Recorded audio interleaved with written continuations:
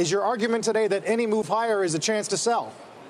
I think that's exactly right. And I think that that's kind of the sense, is that we had such a reaction last week and that the technicals got broken. The snapback is going to provide an opportunity on any strength for people to take some money off the table and just put it aside and wait, because I think we're going to see lower prices ahead as we move into late August into September.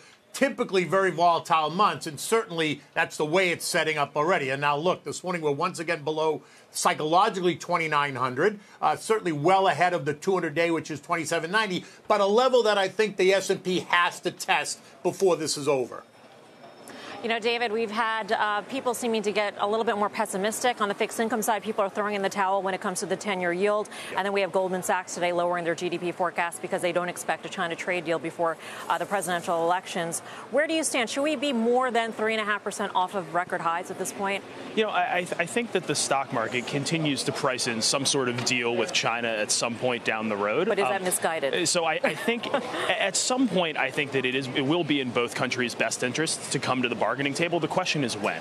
And when we look at what's going on globally in terms of manufacturing activity, when we look at what's going on with corporate profits, I mean, we share that view that you probably want to play a little bit more defense today than perhaps you have up until this point. I would counterbalance that by saying we don't think the economy is headed into recession in the next 12 months. Yes, the probability is rising, but we don't see it necessarily coming to fruition. And so cutting too much equity exposure we think is a potential risk. We're more in the camp of wanting to be balanced at the current juncture. When you say defensive, do you mean fully allocated to equities, except within equities be more defensive, or a reallocation? So I think both of those, being more balanced from an overall portfolio standpoint in terms of your equity allocation, but then within equities, looking at higher quality sectors, higher income producing sectors. I'm not necessarily sure that we want to dive head first into utilities and staples, but the banks look really interesting, not only from a dividend yield standpoint, but from a shareholder yield standpoint as well. Hey, Kenny, global rates obviously in focus. Do you think negative rates are coming to this country? And if so, is it a net positive or negative for stocks?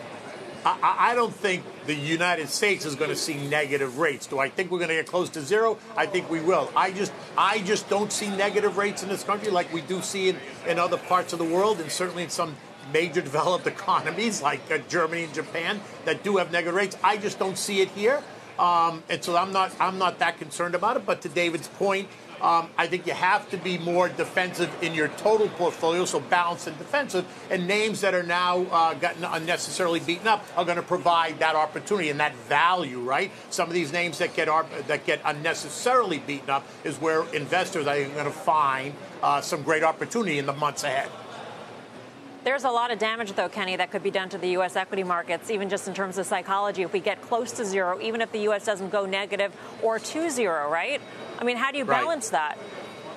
Well, so I think that's as we'll cross that bridge as we get to it.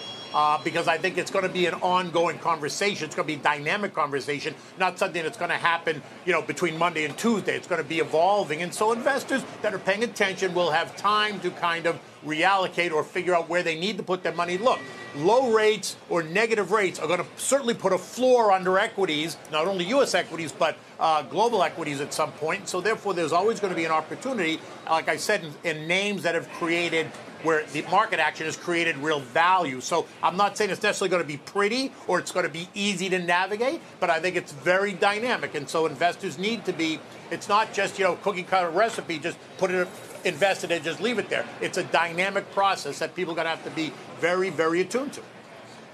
Hey, David, geopolitics, right? Yes. We've been dealing with Brexit for years. We're now dealing with Iran to a large degree. Is Hong Kong, is Argentina, do they just add to the mix? Does it add to risk overall or not? So I think it does add to risk, because the question that I sit there and ask myself is, in isolation, no one of these events really has the potential to cripple the global economy, but what is the straw that finally breaks the camel's back? I mean, like it or not, we're in an environment where slower economic growth is no longer a forecast, it's a reality, right? The tax cuts have worked their way through the system, fiscal stimulus has gone by the wayside, and so when you're flying the plane that much lower to the ground, when growth isn't as robust and earnings are looking a little bit soft, these geopolitical events pose an even larger risk to the downside. So I think, again, in the vein of being more defensive, we need to accept that this is the hand we're being dealt and figure out what levers we can pull in portfolios to make the ride smoother. What could Hong Kong become?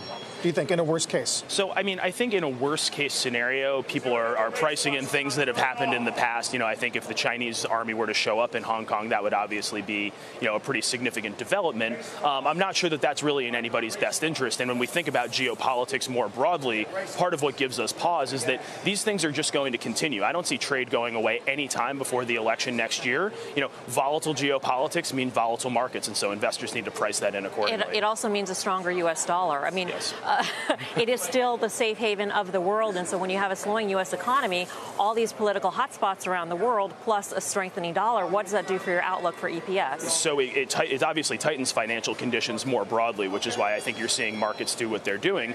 It's the biggest risk to earnings. I mean, nearly 50% of S&P 500 revenues come from outside of the U.S., and it's sectors like tech, discretionary, communication services, which get hit hardest by a strengthening dollar. So a little bit more home bias, a little bit more of a focus on income. We think that's going to be the best way to sail through. Are we in for another wave of revisions lower when it comes to EPS in the S&P 500? Absolutely. I mean, you know, 10, 11% for 2020 is just too high. That's where the consensus numbers are today. What is it more like? So we're getting numbers kind of in the low single digits, maybe 3 to 5% for next year, based on our top-down model. And as we ratchet up the trade assumptions, we can get that to go to zero pretty easily. So the ice is definitely getting a little bit thinner for the equity market. Kenny, you mentioned 2790.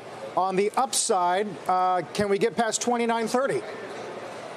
I think at 29.30 is where you're going to hit some resistance. I think that's going to be a place where investors start to, you know, if we start to rally again there, that you're going to see money come off the table. I think that's going to be the starting point where the resistance is going to get stronger, right? Because I think as we move through August and into September, when we have these ongoing concerns still there, that people are going to want to raise some cash and just leave it for the rainy day. And I think that rainy day is going to come.